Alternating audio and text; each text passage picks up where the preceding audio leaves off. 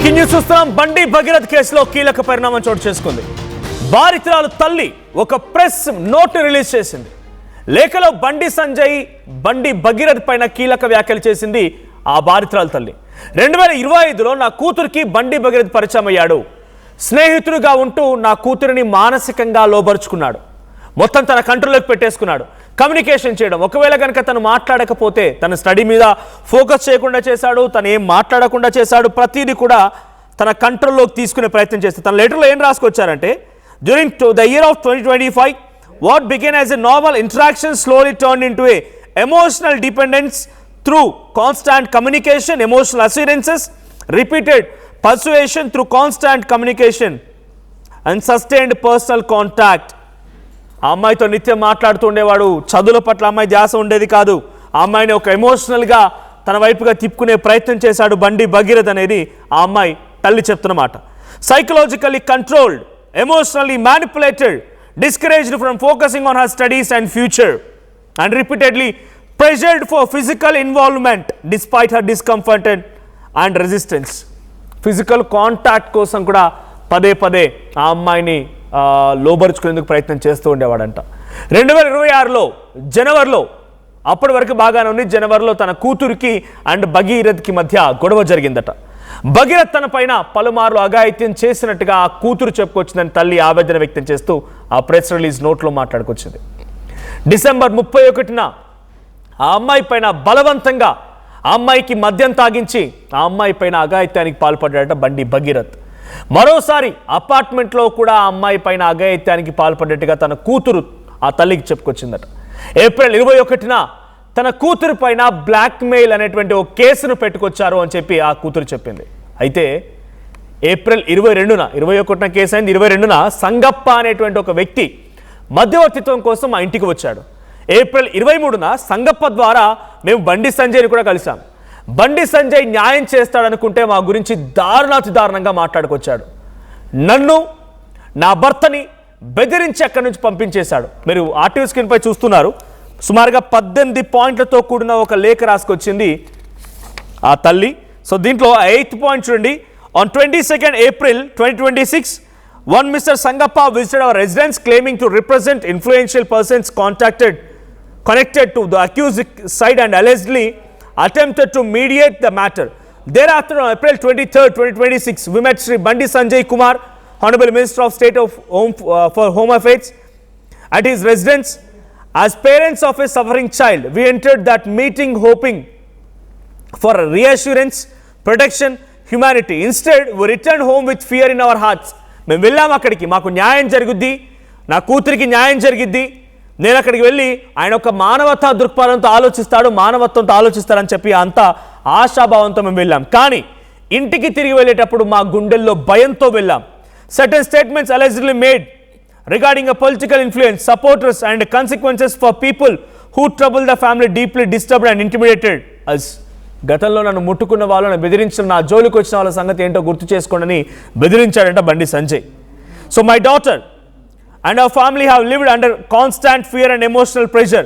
We respectfully request independent verification and investigation into these circumstances. మమ్మల్ని బెదిరించాడు. ఆ రోజు నుంచి భయపడిపోయాం. ఎక్కడికి వెళ్ళాలో తెలియదు, ఏం చేయాలో తెలియదు, అంతా భయపడిపోయాం. ఇక మే 8న పేట్ బషీర్బాద్ పోలీస్ స్టేషన్లో ఫిర్యాదు చేసేందుకు మేము అక్కడికి వెళ్ళాం. పోలీసులు ఎంత వేడుకున్నా, ఎంత రిక్వెస్ట్ చేసినా ఆ ఫిర్యాదుని పట్టించుకోలేదు. ఎన్నోసార్లు బతిమాలినా బండి భగీరథ్ మీద ఎఫ్ఐఆర్ నమోదు చేయలేదు. ఇక భగీరథ్పై ముందుగా బెయిలబుల్ కేసులు పెట్టారు ఆ రోజు రాత్రి. ఆ తర్వాత నా కూతురు స్టేట్మెంట్ రికార్డు చేసిన తర్వాత మరిన్నిగా సెక్షన్లని జోడించారు. మేము పేట్ బషీర్బాద్ పిఎస్లో ఉండగానే నా కూతురుపై కరీంనగర్ 2 టౌన్లో కేసు నమోదు చేశారు. కేసు సాక్ష్యాల కోసం పిఎస్లో సీసీటీవీ ఫుటేజ్ రిజిస్టర్లో టైమింగ్స్ భద్రపరిచారని కోరామని చెప్పి ఆ బాధితురాలు చెప్తోంది. దయచేసి నా కూతురి ఫోటోలు, ఆమె ఐడెంటిటీని దయచేసి రివీల్ చేయకండి అని ఆ బాధితురాలు తల్లి ఆవేదన వ్యక్తం చేస్తోంది. నా కూతురు డేట్ ఆఫ్ బర్త్ గురించి అనేక వాదనలు వినిపిస్తూ ఉన్నాయి. డాక్యుమెంట్లలో ఉండేటువంటి డేటా నా కూతురు అనుభవించినటువంటి క్షోభను చెరిపేయలేదు. బాధితురాలి తల్లి పోక్సో కేసును పారదర్శకంగా ఇన్వెస్టిగేట్ చేయాలని ఆవేదన వ్యక్తం చేస్తూ అటు ఆ పోలీస్ అధికారిని కోరుకుంటోంది. నా కూతురికి న్యాయం చేయండి అని వేడుకుంటోంది. ఒక మైనర్ బాలిక తల్లి ఆవేదనతో రాసుకొచ్చిన లేఖ ఇది. 5 పేజీల లేఖ. మీడియా నోట్ ప్రెస్ రిలీజ్ అంటూ రాసుకొచ్చింది. 18 పాయింట్స్ ఉన్నాయి. ఒక్కో పాయింట్లో తన బాధ, తన ఆవేదన, ఆ తల్లి యొక్క ఆ సిచ్యువేషన్ అర్థమవుతుంది. భయపడిపోయాం. బండి సంజయ్ దగ్గరికి వెళ్ళిన తర్వాత ఆయన మాట్లాడిన మాటలు కూడా మా గుండెల్లో భయాన్ని నింపాయి. మరింతగా భయపడిపోయామని చెప్పుకొచ్చారు. సంగప్ప వెళ్ళింది 21న, 21న కేసు అయింది. 22న సంగప్ప వెళ్ళారు. 23న బండి సంజయ్ నా కుటుంబం కలిసింది. ఇవన్నీ ఒకే ఎత్తు అయితే ఇప్పుడు మీకు కొన్ని వీడియోలు చూపిస్తాను నేను. సోషల్ మీడియాలో సర్క్యులేట్ అవుతున్న వీడియోస్ అవన్నీ కూడా. అంటే ఇక్కడ చాలా క్లియర్గా ఇంటెన్షనల్గా అందరూ ఒకే స్క్రిప్టే చదువుతున్నారు. సో మీరు గమనించండి, వార్తా ఛానళ్ళు చాలా ఉన్నాయి, వార్తా పత్రికలు చాలానే ఉన్నాయి. ఇన్సిడెంట్ ఒకటైనా కూడా రాసే పద్ధతి లేకపోతే వాళ్ళు అనుకున్నటువంటి తీరు, ఎగ్జిక్యూషన్ ఒక్కో రకంగా ఉంటుంది. కానీ మరి సోషల్ మీడియా ఇన్ఫ్లుయెన్సర్ వాళ్ళు ఏం పొలిటికల్ సంబంధించిన వ్యక్తులు కాదు, జర్నలిస్టులు కాదు. అంతా సోషల్ మీడియాలో ముందు ఫోన్ వేసుకొని రీలు రికార్డ్ చేసే బాపతి. జనరల్గా పాటలకి డాన్సులు వేస్తుంటారు, పాటలు పాడుతుంటారు, రకరకాలు జరుగుతూ ఉంటాయి. కానీ అందరూ ఒకే స్క్రిప్ట్ చదువుతున్నారు. ఆ ఒకే స్క్రిప్ట్ ఏంటో మీరు కూడా వినండి. పీసీఆర్ ప్లే చేయండి ఆ వీడియోని.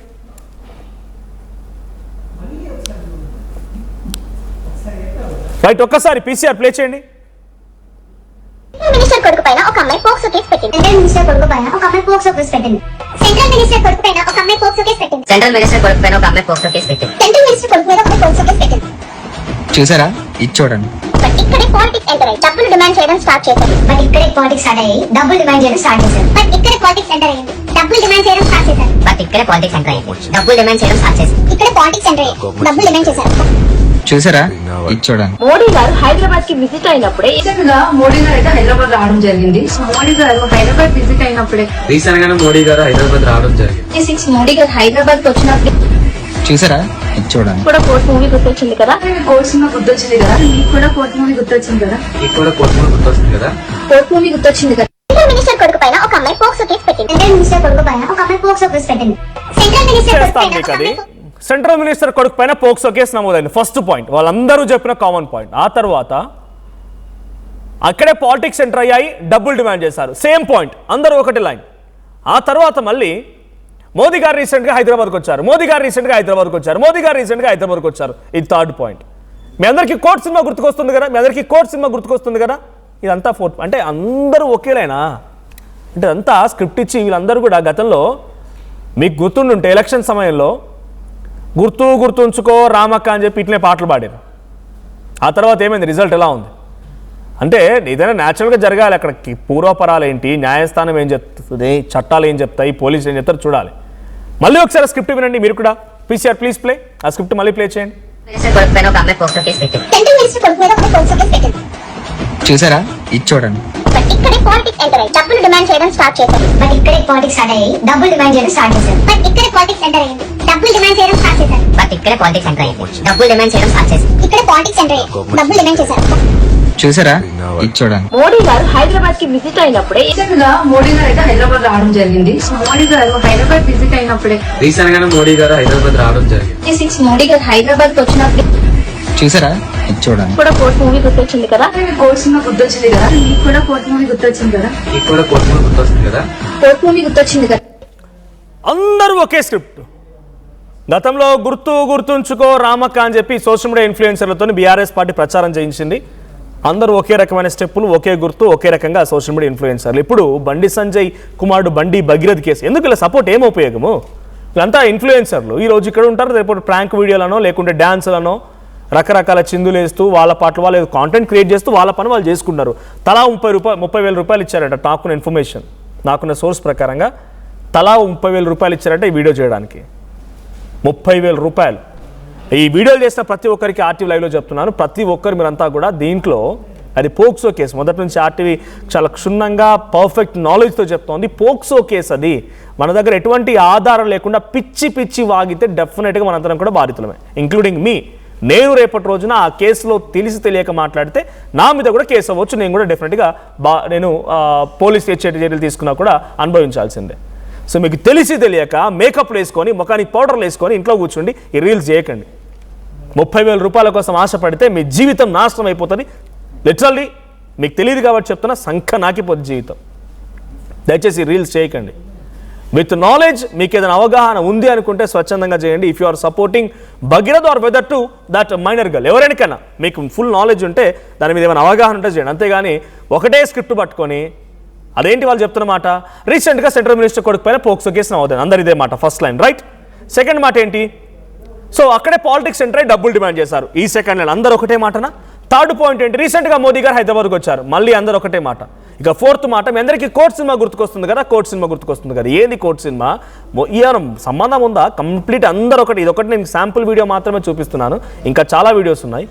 ఐఎమ్ డజంట్ మీన్ నేను భగీరథకి సపోర్ట్ చేయొద్దనో, భగీరథకి సపోర్ట్ చేయమనో, ఆ మైనర్ అమ్మాయికి సపోర్ట్ చేయొద్దనో, మైనర్ అమ్మాయికి సపోర్ట్ చేయమని చెప్పడం నా ఉద్దేశం కాదు, నాకు అవసరం కూడా లేదు. నా క్లియర్ థింగ్ ఒకటి ఏంటంటే, ఇది POCSO case, date of birth ఉంది లేదు రకరకాల చర్చ న్యాయస్థానం డిసైడ్ చేస్తుంది, ఇవాళ మరి కష్టపడి రిజల్ట్ వస్తుంది. బట్ తెలిసి తెలియక పిచ్చి పిచ్చి రీల్స్ కనుక చేస్తే డెఫినెట్గా బుక్కల్లోకి తోస్తారు పోలీసులు, గమనించండి.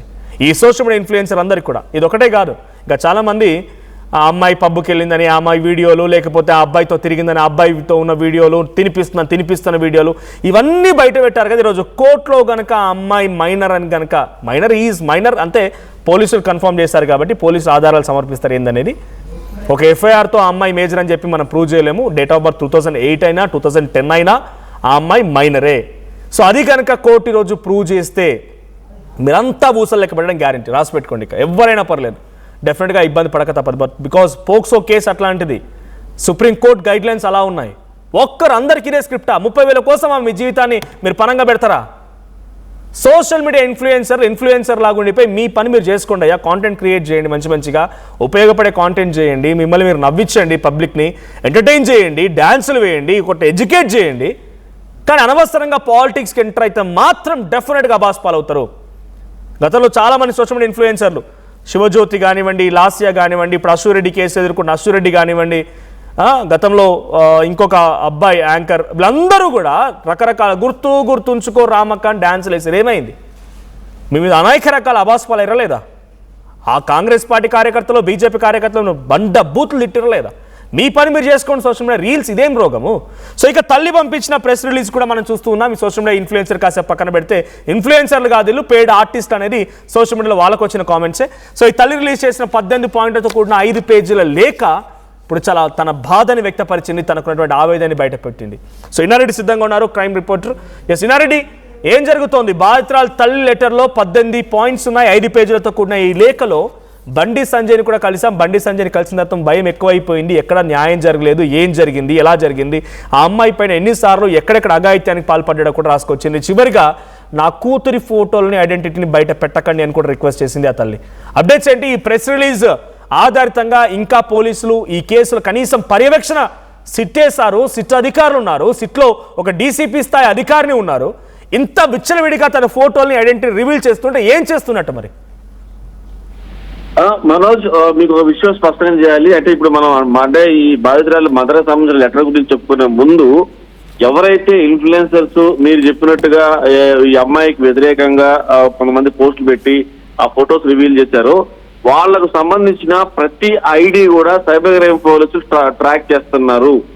తర్వాత కొంతమంది అకౌంట్లలో డబ్బులు పడ్డాయని చెప్పి కన్ఫర్మేషన్ చేసుకుని వరుస కేసులు నమోదవుతా ఉన్నాయి.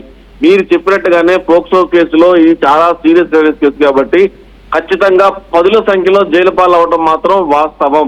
ఇది పక్కా జరగబోతోంది. ప్రస్తుతం మాత్రం దాదాపుగా డీజీపీ సివి ఆనంద్ గారు చెప్పిన ఆదేశాల మేరకు సైబర్ క్రైమ్ పోలీసులు చాలా మంది సిస్టమ్స్ మీద కూర్చొని ఇన్ఫ్లుయెన్సర్స్ వీడియోలు, తర్వాత వాళ్ళకి సంబంధించిన ఐపీ అడ్రస్లు, దానికి సంబంధించిన డేటా, వీళ్ళకి ఎలా డబ్బులు వచ్చాయని దాని మీద అన్ని వివరాలు సేకరిస్తున్నారు. త్వరలో 10ల సంఖ్యలో అరెస్ట్ అవుతారు. ఆ విషయాన్ని పక్కన పెడితే ప్రస్తుతం జరుగుతున్న వ్యవహారం మీద మనం ఒకసారి మాట్లాడుకుందాం మనోజ్. దీంట్లో బండి భగీరథకు సంబంధించిన వ్యవహారంలో బాధితురాలు తల్లి ఆవేదనతోటి దాదాపుగా 4 పేజీల లెటర్ కూడా రాయడం జరుగుతా ఉంది. దీంట్లో మనం ఒకసారి పాయింట్లు చెప్పుకుంటే, దీనికి సంబంధించి డిసెంబర్ 30వ తారీఖున బలవంతంగా మద్యం తాగించారు, తర్వాత ఏప్రిల్ 20వ తారీఖున బ్లాక్ మెయిల్ చేసి కేసు పెట్టారు. అంటే అన్ని అంశాలు, అన్ని మనకు తెలిసిన అంశాలనే ఒకసారి మళ్ళీ తన స్వరంలో వినిపించే ప్రయత్నం కూడా చేసింది. సో అఘాయిత్యం చేశారు. ఈ విషయం మీద తాను సంగప్ప అనే వ్యక్తి ద్వారా మధ్యవర్తిత్వ కోసం పోయాను, తర్వాత ఆ సమయంలో బండి సంజయ్ని కలిశాము. ఇక్కడ మీ పాయింట్ మనం గుర్తుపెట్టుకోవాలి, బండి సంజయ్ని కలిశామని బాధితురాలు తల్లి స్పష్టంగా చెప్తుంటే మరి బండి సంజయ్ ఏమో నాకు కలవలేదు, నా కొడుకుని కలవలేదు అని చెప్పి అంటాం. నిజంగా ఒక ఉన్నతమైన స్థానంలో హోంశాఖ సహాయ మంత్రి స్థానంలో ఉన్న బండి సంజయ్ గారు దీని మీద సమాధానం చెప్పాలి. ఇప్పటికైనా మనోజ్, నిజం నిప్పు లాంటిది. ఈ రోజు మనం ఏదో రకంగా దాచిపెట్టినా ఖచ్చితంగా ఆ నిజం అనేది బయటకు వస్తా ఉంది. ఆ నిజం అనేది ఇప్పుడు ఆ బాధితురాలు తల్లి రూపంలో బయటకు వచ్చింది. ఈ లెటర్ రూపంలో స్పష్టంగా ఆమె తన బాధ చెప్పుకునే ప్రయత్నం చేస్తారంది. బండి సంజయ్ సంబంధించి ఆయన కలిశాడు, తర్వాత ఆ బాధితురాలు తల్లిని భర్తను బెదిరించి పంపించాడని చెప్తా ఉంది. అలాగనే బాధితురాలు తల్లి మే 8వ తారీఖున పేట బజీర్బాగ్ పోలీస్ స్టేషన్ లో ఫిర్యాదు చేస్తే ఎంత వేడుకున్నా ఫిర్యాదు తీసుకోలేదు, తర్వాత ఎంత బదులాడినా ఎఫ్ఐఆర్ చేయలేదు. తర్వాత నా బెయిలబుల్ కేసులు పెట్టారని చెప్పని, తర్వాత స్టేట్మెంట్ రికార్డ్ చేశాక సెక్షన్లు మార్చారని చెప్పని, అలాగనే కూతురు మీద 2000 పోలీస్ స్టేషన్ లో కేసు పెట్టడం. ఇదే కాకుండా ఒక అంశం మనం గుర్తుపెట్టుకోవాలి, సోషల్ మీడియాలో తన కూతురు ఫోటోలు రివీల్ చేస్తున్నారు, రివర్స్ గా మాట్లాడుతున్నారు. అసలే బాధితురాలు, పోక్సో కేసు చట్టం అనేది ఇంప్లిమెంట్ అవుతా ఉంది. దాని మీద ఈ రోజు కోర్టు ఆర్డర్ నిర్ణయం కోసం అందరూ వెయిట్ చేస్తా ఉన్నారు. ఇలాంటి సమయంలో గత 4 రోజుల నుంచి ఫోటోస్ అన్ని రివీల్ చేస్తారంటే ఆ ఫొటోస్ రివీల్ చేసింది ఎవరు అంటే జస్ట్ ఒక జనరల్ నారితో మాట్లాడుకుంటే భగీరథ ఫ్రెండ్స్ మాత్రమే రివీల్ చేయగలరు. అంటే మనోజ్, నువ్వు నేను ఫోటో తీసుకుంటే నీ దగ్గర కానీ నా దగ్గర ఉంటుంది, కానీ పబ్లిక్ దగ్గర ఎలా ఉంటుంది? సో అలా కావాలని డిఫేమ్ చేయడానికి, అమ్మాయిని ఇబ్బంది పెట్టడానికి ఇలాంటి ఫోటోలు బయటపెడతా ఉన్నారు. అంటే దీనికి రూట్ కాజ్ ఒకటి ఉంటుంది కదా, ఈ ఫోటోలు బయటికి రావడం కూడా ఐపీ అడ్రస్ ద్వారా ఎక్కడ ఈ ఫోటో క్యాప్చర్ అయింది, ఎవరి ఫోన్ లో క్యాప్చర్ అయింది కూడా కనుక్కునే అవకాశం ఉంటుంది.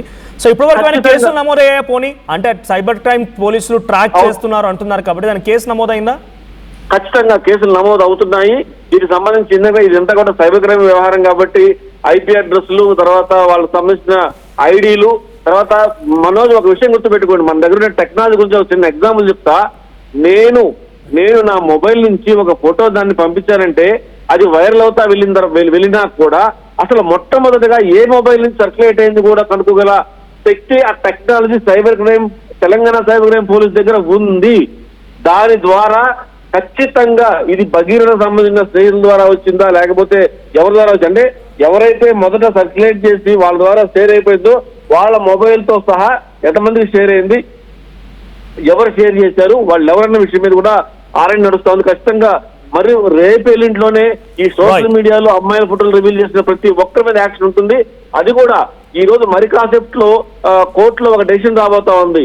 ఈ డెసిషన్ సంబంధించిన వ్యవహారంలో ఇప్పటికే బాధితురాలు తల్లి కూడా చెప్తా ఉంది, మైనరే అని చెప్పి నేను సర్టిఫికేట్ ప్రొడ్యూస్ చేసినప్పుడు కూడా ఆ విషయాన్ని పదే మైనర్ కాదు అని చెప్పిన అవతల పక్క కోర్టులో వాదించిన వ్యవహారంతో పాటు అది కోర్టులో వాదించడం అంటే హక్కు, కానీ ఫోటోలు పెట్టి తర్వాత వేరే వాళ్ళతో స్నేహితులతో క్లోజ్ గా ఉన్న ఫోటోలు పెట్టి బాయ్ ఫ్రెండ్ అంటే చెప్పటానికే చాలా సిగ్గు అనిపిస్తా ఉంది.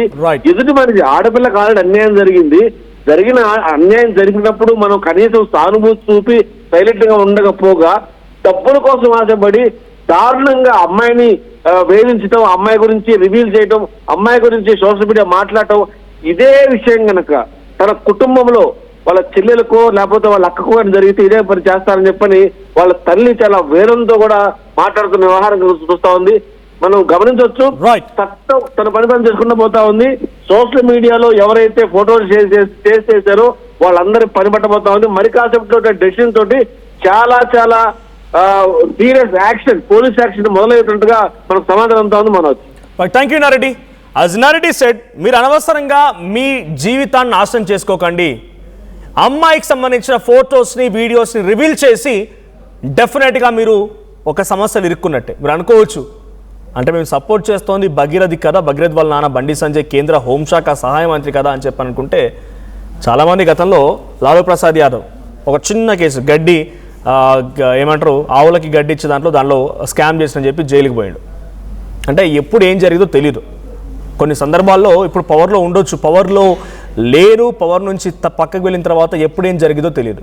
సో కాబట్టి ఆ సపోర్ట్ ఉంది కదా అని చెప్పి మీరు ఒక అమ్మాయికి సంబంధించిన ఫొటోస్ని వీడియోస్ని రిలీజ్ చేస్తే డెఫినెట్గా మిమ్మల్ని సైబర్ క్రైమ్ ట్రాక్ చేస్తుంది, పోలీసులు కేసు నమోదు చేస్తారు. వన్స్ కేసు నమోదైన తర్వాత మీకు ఆ మరక ఉండిపోతుంది. డెఫినెట్గా పోలీసులు ఎంత సపోర్ట్ ఉన్నా ఎంతమంది ఉన్నా కూడా ఆ కేసు పోదు కదా.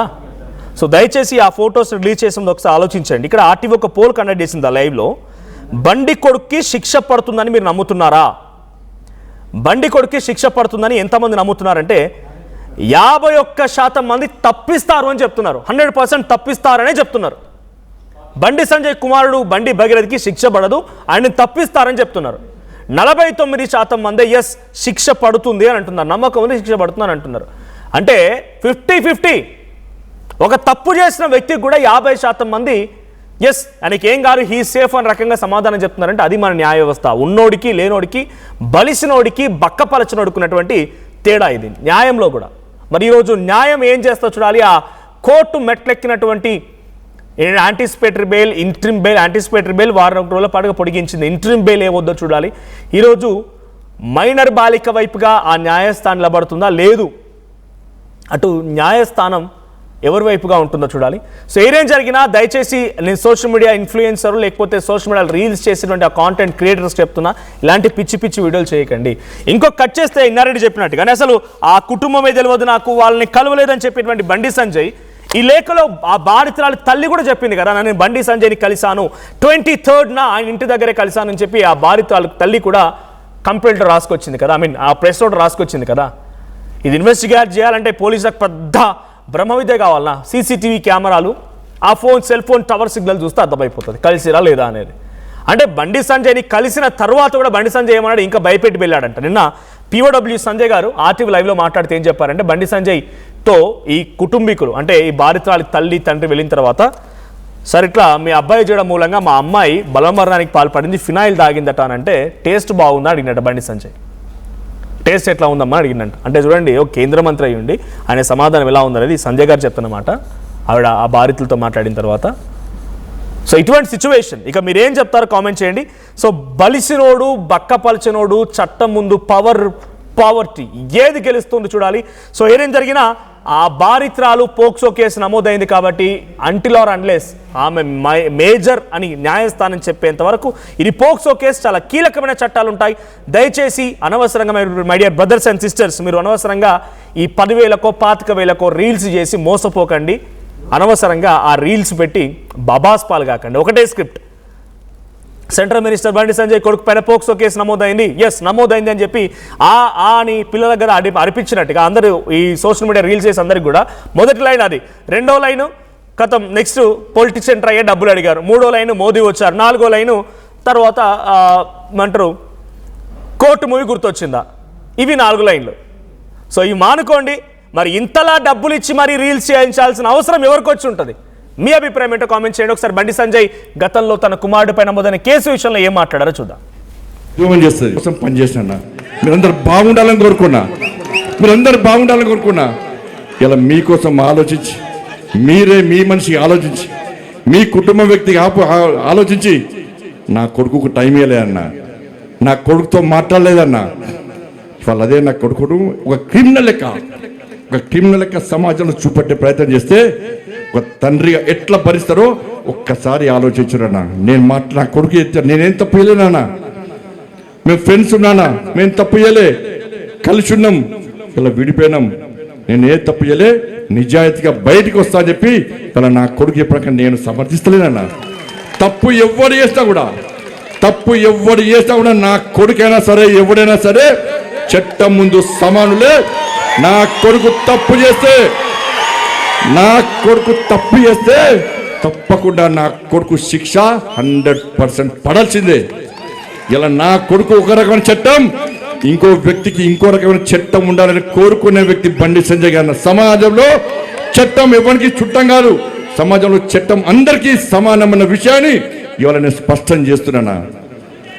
ఇవాళ నేను ఎట్లా వెళ్ళినో, నేను ఏ దారిలో వెళ్ళినో అదే దారిలో నా భార్య వస్తుందని ఇప్పుడు మీకు అందరూ తెలుసు అన్న. నేను మళ్ళీ ఈ నీళ్ళతో మళ్ళీ కంటెంట్ అంటారు, అదో బాధ మళ్ళీ ఏమి నాకు కంటెంట్ రాదన్నది. ఇక నేను ఎట్లా పోతున్నాను మీకు మామూలుగా తెలుసు. నేను ఏ దారిలో పోతున్నానో నా భార్య కూడా నా దారిలో వస్తుందన్న. మీకు మా భార్య ఉద్యోగం చేస్తుంది బ్యాంకులో ఉద్యోగం చేస్తే నేను అడిగిన ఎందుకు లీవ్ పెట్టినామమ్మా అని అడిగిన. నేను బ్యాంకుకు పోతే నా బ్యాంకు కస్టమర్ కడుకోమని కార్యకర్తలు బ్యాంక్ వస్తారు అన్నది. ఏదో సమస్య కోసం వస్తారు. అన్న అక్క వదిన ఇవాళ సంజయ్కి చెప్పన్నా ఏదో పని మీద చేస్తే బ్యాంకులు బాగా డిస్టర్బ్ అవుతుందని చెప్పి లాస్ట్కు లీవ్ పెట్టి ఇంట్లో కూర్చుంది అన్న.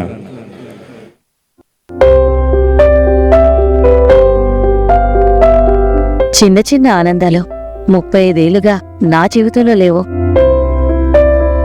35 ఏళ్లుగా నేను డైపర్లలో బ్రతికాను.